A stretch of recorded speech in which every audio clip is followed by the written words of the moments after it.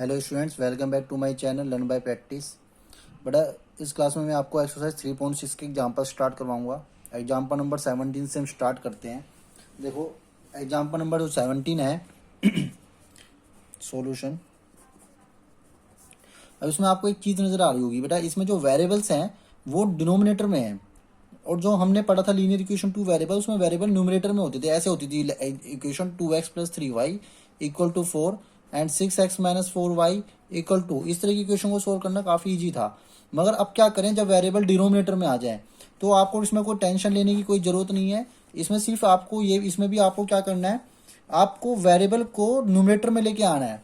कैसे करोगे, आप क्या करो, पुट कर दो 1/s को p मान लो एंड 1/y को q मान लो। आप कुछ भी मान सकते हो, u मान लो या a और b मान ले सकते हो। मैंने p और q ले लिया। मैंने 1/s को लेट कर लिया बेटा p, मैंने 1/y को लेट कर लिया q। ठीक है, तो हम क्या करेंगे, अब 1/x देखो 2/x है और 3/y है = 13।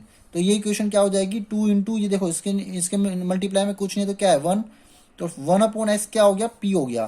तो ये इक्वेशन बन गई 2p, और ये क्या बन गई 3q = 13। ये आपकी इक्वेशन हो गई बेटा फर्स्ट इक्वेशन।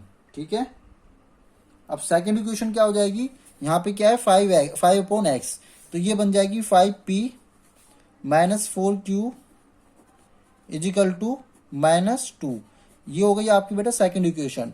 अब आप इन दोनों इक्वेशन को किसी भी मेथड से सोल्व कर सकते हो। मैं इसको एलिमिनेशन मेथड से सोल्व करता हूँ, क्योंकि इसमें कोई ऐसी बाउंडेशन नहीं है, इसमें ऐसा लिखा नहीं है कि किस मेथड से सोल्व करना है। तो आपकी मर्जी, आप किसी भी मेथड से सोल्व कर सकते हो, मगर मैं इसको करूंगा एलिमिनेशन से।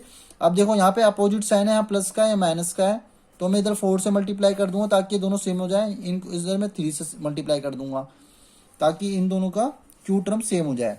तो 4 2 जा 8p,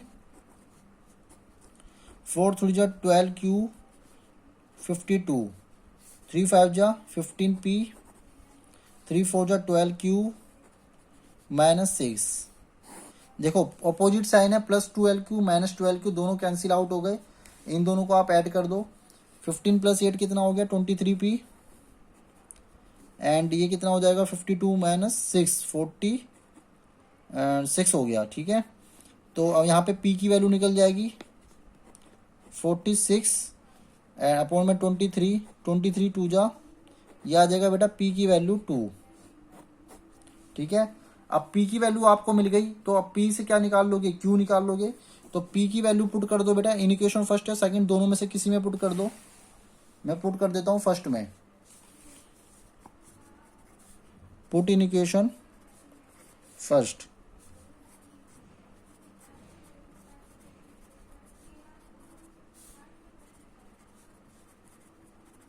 तो 3q = 13 - 4 9, q की वैल्यू आ गई बेटा 3। तो देखो, हमें निकालना क्या था, x और y। तो मैं क्या करूंगा, अब मैं दोबारा 1/s को मान लूंगा p, जो मैंने लिया था वहीं से ले लेंगे। 1/s को हमने माना था p, तो 1/x, p की वैल्यू मैंने निकाली है 2, तो मुझे x का मिल जाएगा, क्रॉस मल्टीप्लाई करूंगा तो x इधर आ जाएगा, 2 नीचे आ जाएगा, तो ये आ जाएगा इसकी वैल्यू 1/2। ठीक है, ऐसी 1/y को मैंने क्या माना है बेटा q, तो 1/y q मैंने माना है 3q की वैल्यू मेरे पास आ गई 3, तो क्रॉस मल्टीप्लाई करूंगा तो मेरे पास y की वैल्यू आ जाएगी 1/3। तो ये मेरे पास y की वैल्यू आ गई, और ये मेरे पास बेटा s की वैल्यू आ गई, दोनों की वैल्यू निकल गई। ठीक है, देखिए बेटा एग्जाम्पल नंबर 18 है। इसमें भी अगर आप देखो ध्यान से, तो वेरिएबल क्या आ रहा है बेटा, डिनोमिनेटर में आ रहा है 1/x - 1 1/y - 2। तो आप क्या करो, इसमें भी 1/x - 1 है, 1/y - 2 है। तो देखो नीचे इन दोनों इक्वेशन में जो कॉमन है नीचे डिनोमिनेटर में, उसको हम मान लेते हैं p मान लेंगे 1/x - 1। खाली 1/x को तो p नहीं मान सकते, आप पूरी टर्म्स को p मान लो, क्योंकि इसके नीचे भी 1/x - 1 है, इसके नीचे भी 1/x - 1 है, तो 1/x - 1 को मान लो p, एंड इसके नीचे y - 2 है, यहाँ भी y - 2 है, तो आप इसको मान लो 1/y - 2 को q। तो ये इक्वेशन किस में कन्वर्ट हो गई, 5p + q = 2, और ये वाली इक्वेशन किस में कन्वर्ट हो गई, 6p - 3q = 1। ओके, अब क्या करेंगे बेटा, इन दोनों को सेम बना देंगे ताकि एलिमिनेशन मेथड अप्लाई कर सकूं। ये फर्स्ट हो गई, ये सेकंड हो गई, इसको 3 से मल्टीप्लाई कर दो ताकि यहाँ भी 3q आ जाए। तो ये हो जाएगा 3 5 जा 15p plus 3Q equal to 3 2 जा 6, ये है 6P minus 3Q equal to 1, plus 3Q minus 3Q cancel out, 15 plus 6 21P equal to 7। तो मेरे पास बेटा P की वैल्यू आ गई 7/21, 7 3 जा P इजिकल टू 1/3। एंड अब क्या करेंगे बेटा, P की वैल्यू पुट कर देंगे, फर्स्ट या सेकंड किसी में भी पुट कर दो तो आपको मिल जाएगी Q की वैल्यू। मैं फर्स्ट में पुट कर देता हूं,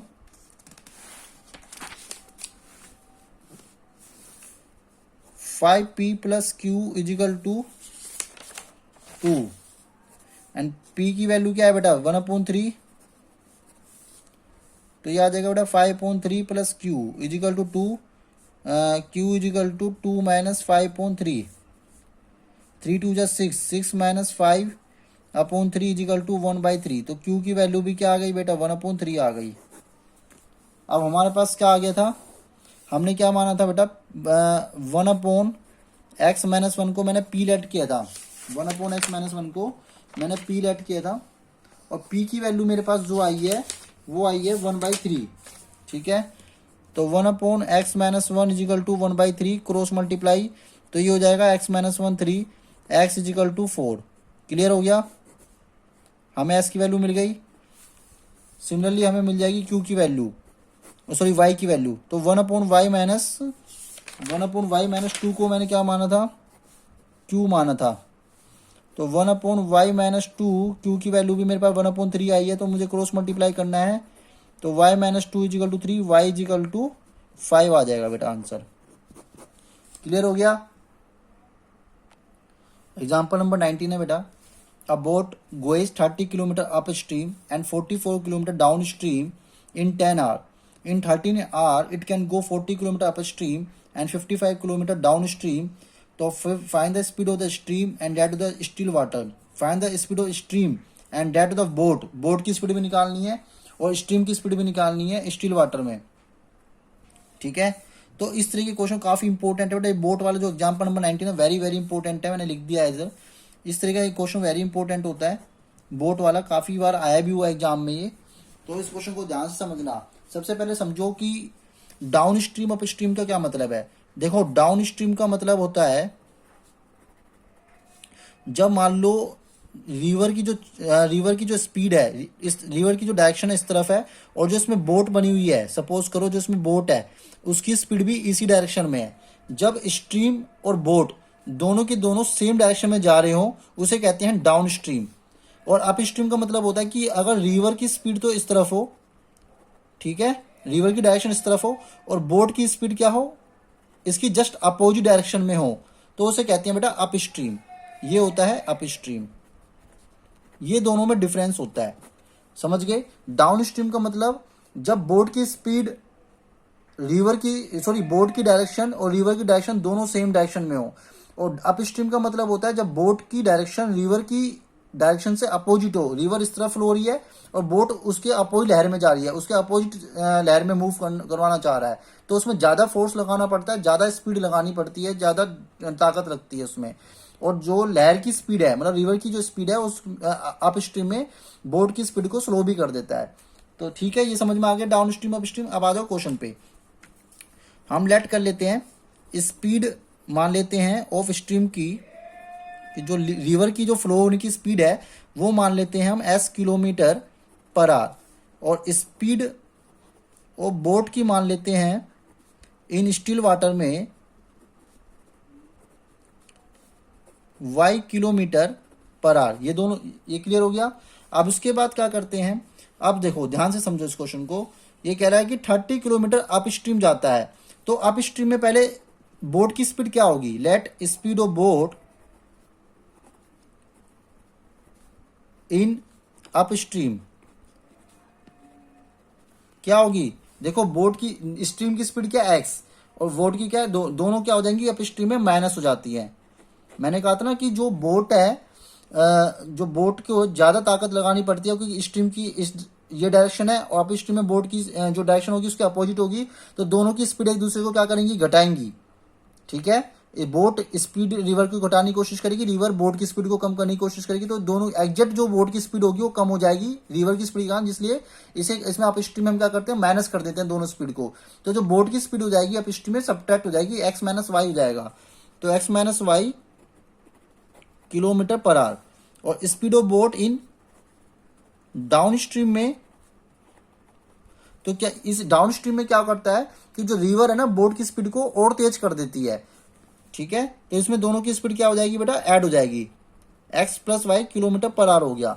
यहां तक क्लियर हो गया। अप स्ट्रीम में स्पीड क्या होती है बोट की, माइनस, और डाउन स्ट्रीम में स्पीड क्या होती है, क्योंकि रिवर की डायरेक्शन में ही बोट चल रही है तो रिवर की स्पीड बोट की स्पीड को भी फास्ट कर देती है, तो इसलिए दोनों की स्पीड क्या हो जाती है, ऐड हो जाती है। अब आगे चलते हैं, क्वेश्चन क्या रहा है, 30 किलोमीटर अप स्ट्रीम जाता है, तो 30 किलोमीटर डिस्टेंस हो गया, और distance upon speed is equal to time होता है, ये आपको पता ही है।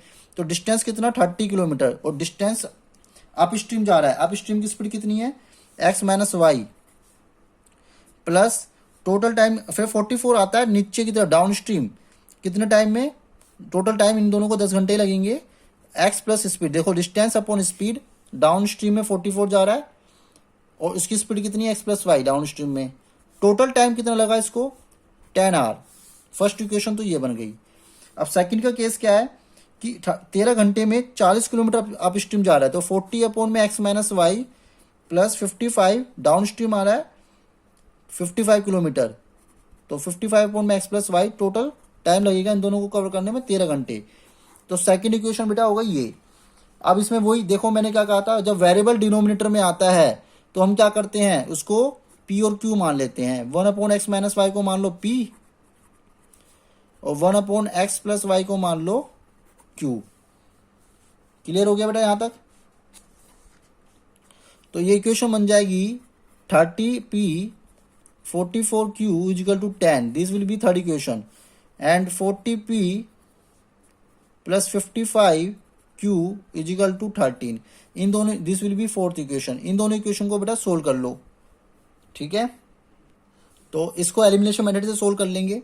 क्या करूं मैं इसमें, इसमें 4 से मल्टीप्लाई कर दो, इसमें 3 से कर दो, क्योंकि यहाँ 30 है 40 है, तो क्या करेंगे 4 3 12, 3 4 12, तो ये हो जाएगा बेटा 120p plus 4 4 16 176q is equal to 4 10 40, 3 4 12 120p, 3 5 15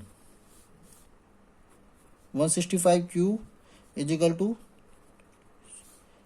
cancel out, ये कैंसिल हो गया, 11q इज इक्वल टू 1, तो q की वैल्यू आ गई बेटा 1/11।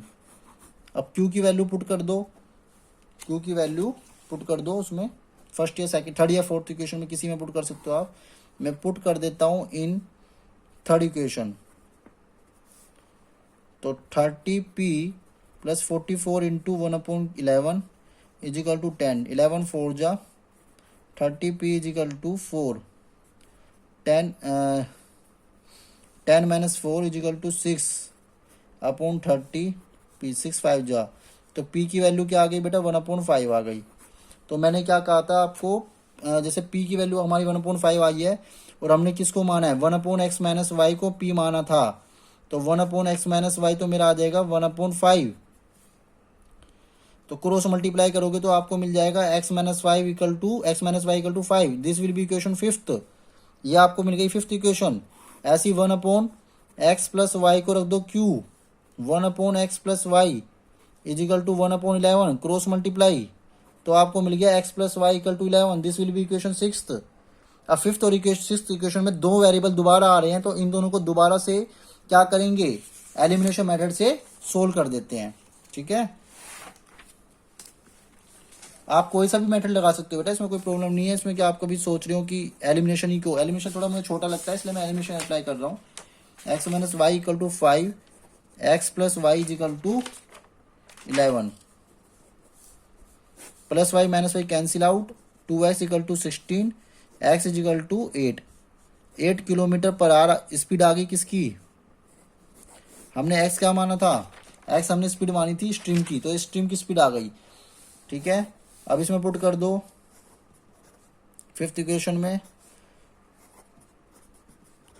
तो y की स्पीड आ गई 3 किलोमीटर पर आवर, तो आपको ये बोट की स्पीड मिल जाएगी 3 किलोमीटर पर आवर। ठीक है, y की 3 आ गई, x की वैल्यू आ गई बेटा 8। तो बेटा ये सारे एग्जाम्पल्स के 3.6 के क्लियर हो गए हैं। आई होप आपको समझ में आ गए होंगे। नेक्स्ट वीडियो में मैं लाऊंगा 3.6 की एक्सरसाइज। Okay okay.